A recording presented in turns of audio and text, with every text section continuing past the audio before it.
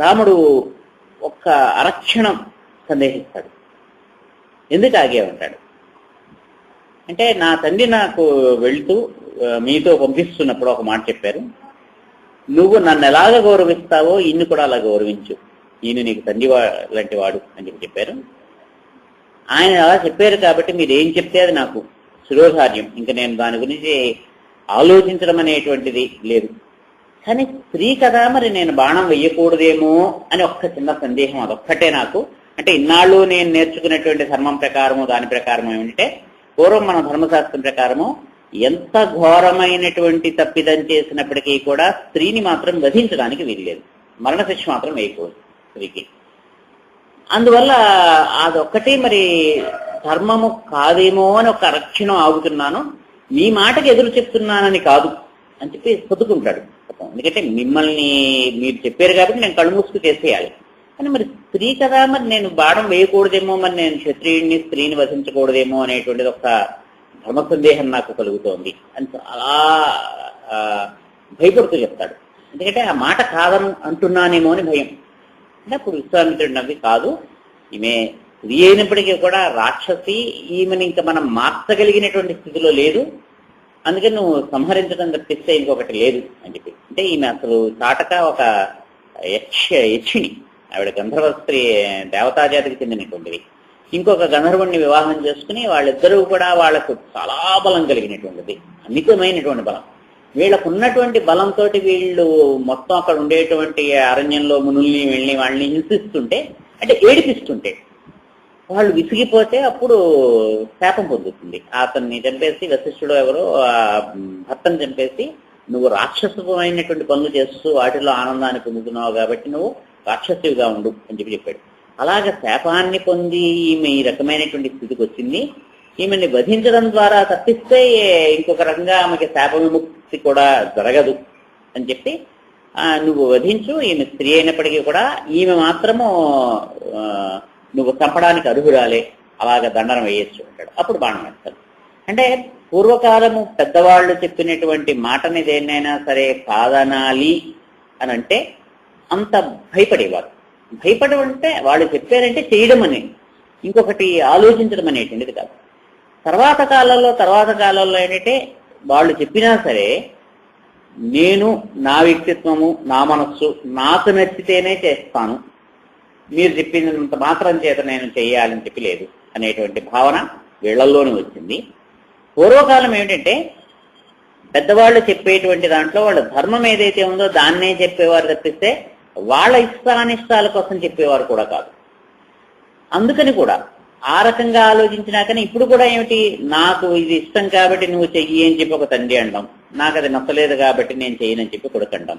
ఇక్కడ ఇద్దరిలోనూ పొరపాటు ఉండడం అనేటువంటిది కలియుగం యొక్క ధర్మంలో వాళ్ళు అక్కడ మంచి అనేటువంటిది. అలాగే మనం ఈ పరశురాముడి దగ్గర చూసుకున్నప్పటికీ కూడా ఆ జమదగ్ని మహర్షి యొక్క కుమారుడు, ఈయన తల్లి రేణుక, ఆవిడ ఒకసారి రోజు స్నానానికి వెళ్ళి ఈవిడ స్నానం చేస్తే అక్కడ నదిలో నీళ్లు తీసుకొచ్చి భర్తకి కావాల్సినటువంటివన్నీ ఏర్పాటు చేస్తుంది యజ్ఞానికి, దానికి.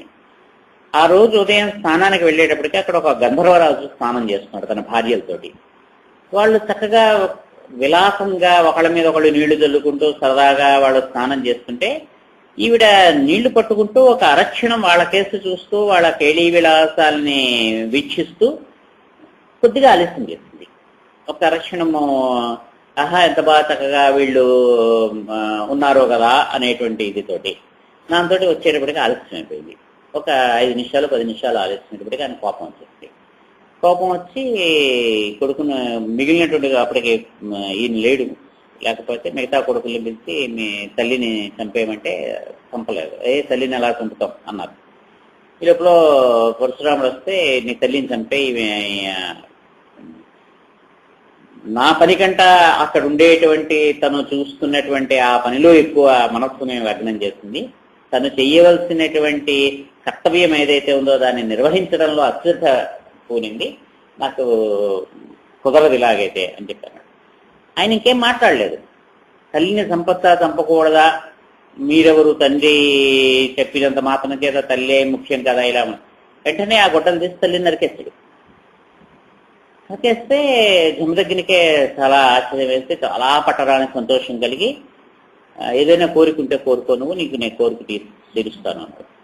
అయితే నా తల్లి నేను నా సోదరుల్ని బతికించేయండి అన్నాడు. మళ్ళీ వాళ్ళు బతికారు.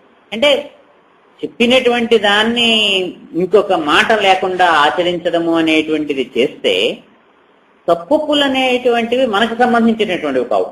పూర్వకాలంలో వాళ్ళు చెప్పారు, తప్పు కనుకుంటే వాళ్ళది, మనకి మనం అందులో భాగాన్ని కానీ బాధ్యతని కానీ వహించినటువంటి వాళ్ళము. చేతిలో ఉండేటువంటి ఒక కత్తికో ఒక గొడ్డలికో దానంతటా దానికి పాపం అనేటువంటిది అంటారు.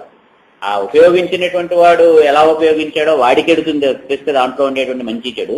ఆ గొడ్డలికి కానీ కత్తికి కానీ ఏ రకంగా అయితే కర్మ అంటదో చేసేటువంటి వాళ్ళకు కూడా అంటదు.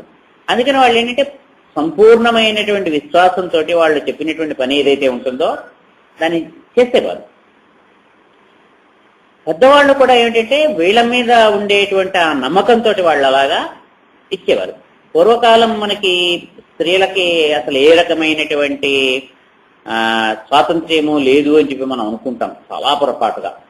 కానీ వాళ్ళకి పూర్వకాలం ఇచ్చినంతటి స్వేచ్ఛ కానీ స్వాతంత్ర్యం కానీ అసలు ఈ కాలంలోనే లేదు. మనకి సావిత్రి సత్యవంతుల కథలో ఈ సావిత్రి తండ్రి ఈమె చాలా అసలు కొడుకు కావాలని తపస్సు చేస్తాడు. తపస్సు చేస్తే అమ్మవారి ప్రత్యక్షం అయితే ఈ కొడుకు ఇప్పుడు నీకు పుట్టడు, కుమార్తె పుడుతుంది, తర్వాత ఎప్పుడైనా నీకు కొడుకులు కలుగుతారులే అని చెప్పి మాటిస్తుంది. అప్పుడు ఈ సావిత్రి జన్మిస్తుంది. సావిత్రీదేవి యొక్క ప్రసాదంగా జన్మించింది కాబట్టి సావిత్రి అని చెప్పి పేరు పెట్టుకుంటారు.